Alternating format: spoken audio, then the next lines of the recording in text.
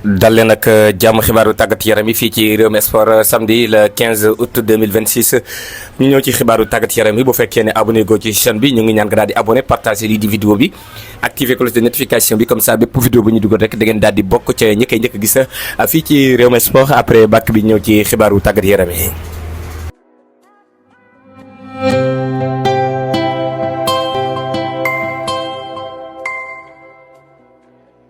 bu ngeen soxlaa ay moyens original disponible na ak Rewmi Sport tous les moyens donc disponible bépp taille bu ngeen bëgg XL double XL M L S donc tous les tailles disponible prix en gros et prix détail donc lépp disponible ak Rewmi Sport les moyens donc de l'équipe nationale naka noonu tamit lii di moyens yi ngeen soxla pour club yi saison 2026 2027 yëpp mën ngeen a def seen commande ak seen YouTube bi di Rewmi Sport donc ñu jaay leen ay moyens gars yu baax mën ngeen ñu contacter donc ak 78 295 15 51 78 295 15 51 fépp fu ngeen nekk donc ci Sénégal mën nañ leen a livrer donc seen i moyens incha allah donc gars ñi am leen confiance ci Rewmi Sport ak moyens yu original yu am qualité te yomb. Pape Thiaw dinañu xam kan moo koy remplacer à partir de la semaine prochaine Patrick Vieira lay daal di wuyo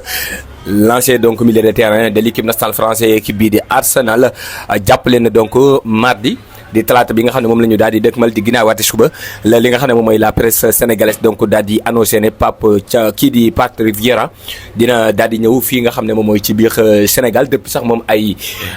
semaine ngi nii kii di Patrick Vieira mi ngi fii nga xam ne moom mooy ci Sénégal pour passer li nga xam ne moom mooy ay vacances am profité aussi daal di mën a rencontre waale ak li nga xam ne moom mooy la fédération sénégalaise de football ngir que ñu daal di koy mën a tabb comme li nga xam ne si ne moom mooy le nouveau sélectionneur Pape Thiaw nag bon ki koy remplacer di Patrick Vieira dina am un contrat boo xamante si ne dina durer de 4 ans ce qui veut dire que le Sénégal narul am ak Patrick Vieira benn projet court terme mais plutôt benn projet boo xamante si ne projet bu gudd lay doon. moo tax donc ñu pare pour signer ko contrat bu ñeenti at loolu ko ci demee ne Malang Sané un journaliste sénégalais moo ko daal di xam ne détails yu contrat bi ñeenti atu contrat moo koy xaar mu ngi ciy di Patrick Vieira. L'objectif yi nga xamante si ni donc moom lañ ko donc sas donc mu war ko amal bu ko amul donc mën nañoo tekk nombal tànkam bi ci njëkk mooy Coupe d'Afrique bii nga xam ne moom la ñu dëkkmal bi nga xam ne moo war a am sa diggante réew ma la du Ouganda te Tanzanie waaye tamit fële nga xamante si ni moom mooy ca Kenya. lu mu gàtt na Sénégal dem ba finalu Coupe d'Afrique donc lii bokk na ci li nga xam ne moom lañ dugal ci lii di accord bi beneen bi aussi moom mooy comme que beneen coupe du monde dafa war a am fii ak lu yées ñeenti at fële nga xam ne moom mooy ca biir Espagne ca Maroc ca Portugal ak ca Amérique du Sud lañ kaa wax ne lu mu gàtt na nga fa dem maanaam daal na nga qualifier Sénégal ci li nga xam ne moom mooy la coupe du monde donc 2030 kon lii moo xam si ni moom moo nekk ci contrat bu kii di Patrick Vieira yëmul foofu aussi lu jëm ci wàllu salaire am daanaka du sore ak lool salaire bi nga xam ne moom la Pape Thiaw doon laal ndaxte Pape Thiaw mi ngi doon laal salaire lu toll ci 30 millions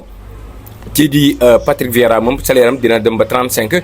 jàpp ba 40 millions d'euros bon mooy gën a cher tout simplement parce que fañ ko jëli ji la indi ko xam nga ne à chaque fois même si bu fekkee ne noir nga ñu jëlee la donc fa li nga xam ne mooy te bitim réew rawatina aussi nga am expérience aussi su lu jëm ci wàllu benn monde kii bi doo bokk ki nga xam ne doog di débuté moom kii di Patrick Vieira peut-être laa wax ne foofu la fédération sénégalaise de football teg li nga xamante si ne moom mooy mbir mi pour mën a yokk li nga xam ne mooy ay mbiréew ko Patrick Vieira wax nañu ne mardi di donc talaata la ko léegi di fédération sénégalaise de football war a présenter les sénégalais ngir ko mu doon sunu coach gars yi nag foo ci fàttali Sénégal donc depuis 2015 yorul ab sélectionneur boo xamante si ni ab étranger la même si donc bu fekkee ne Patrick Vieira ñun ëppale wuñ ko dara parce que doomu Sénégal la comme ñun c'est juste que sportivement ci la représenté woon donc la France am nationalité français mais tamit noonu la aussi am nationalité sénégalais c'est un franco-sénégalais moom kii di Patrick Vieira ay maamam war a tax bàyyam donc fii ci Sénégal donc la ñu daal di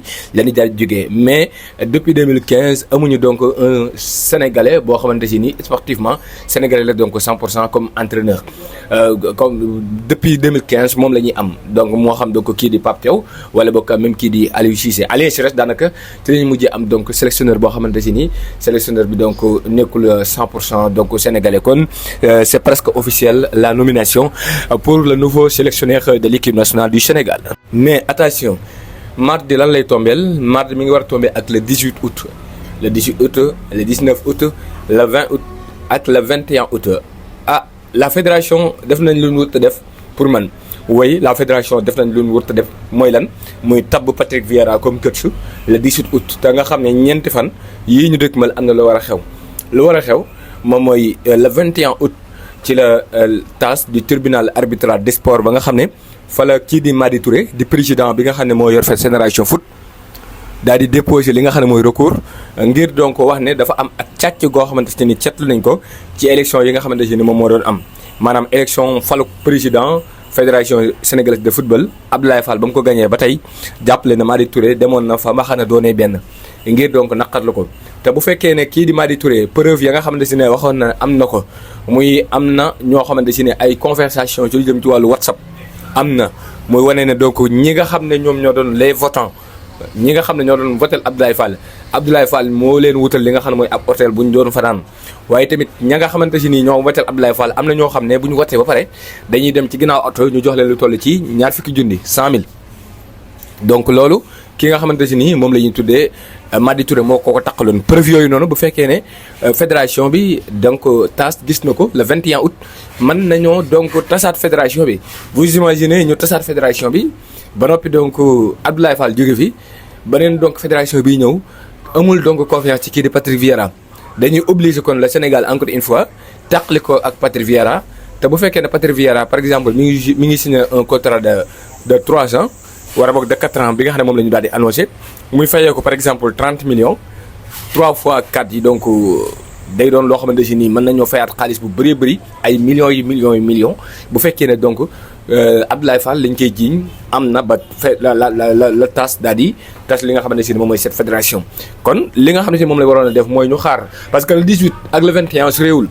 le 18 ak le 21 su réewul déjà donc mënoon nga xaar 4 jours rek pour que ñu xam la décision finale du TAS bu fekkee ne TAS dafa nanguwaat présidence bi ci yow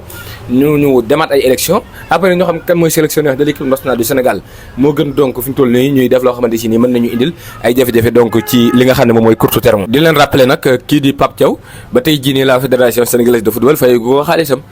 te Pape Thiaw mi ngi demande 400 millions. 423 millions lay demande ngir ko donc ñu jox ko parce que loolu bu ñu xoolee liñ ko yoreel ak prime yi nga xam ne dajale woon nañ ko ak tamit prime de victoire yi ak tamit li nga xam ne si nii moom mooy prime de titre bi nga gagné woon ci Coupe d'Afrique des Nations ak li ñu ko waroon a fay donc ci contrat bi mu signé woon durant la Coupe du Monde lépp boo ko boolee Pape Thiaw mi ngi réclamé benn somme bu toll ci 423 millions yu ñu ko war a fay en tout cas li wóor ba wóor moom mooy le 21 bu fekkee ne TAS dafa joxe décision finale daal di wax ne donc Abdoulaye Fall ni mu dikkee ci bopp président bi jaarut yoon ba nanguwaat li nga xam ne seen moom mooy présidence bi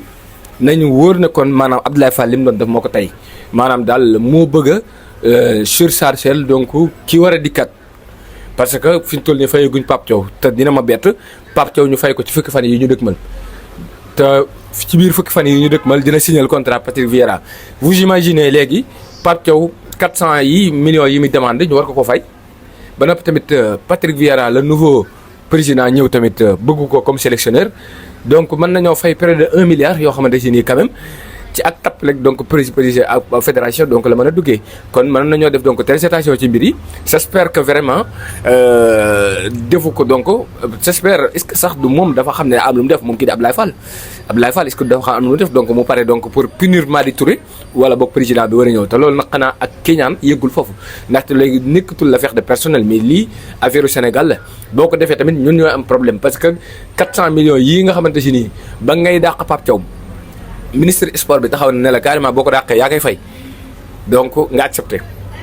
donc ñu ne la le 21 TAS war naa donc génne li nga xam ne mooy verdict final bi pour que ñu xam ba xam yow yaa war a doon président fédération bi war a doonoo ko doon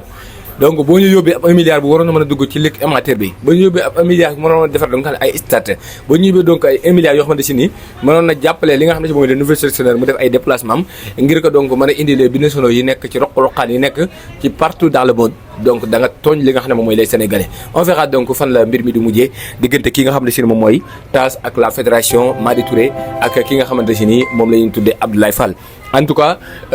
fin de mois de août bu tàng jërë dina am au niveau donc de la fédération sénégalaise de football.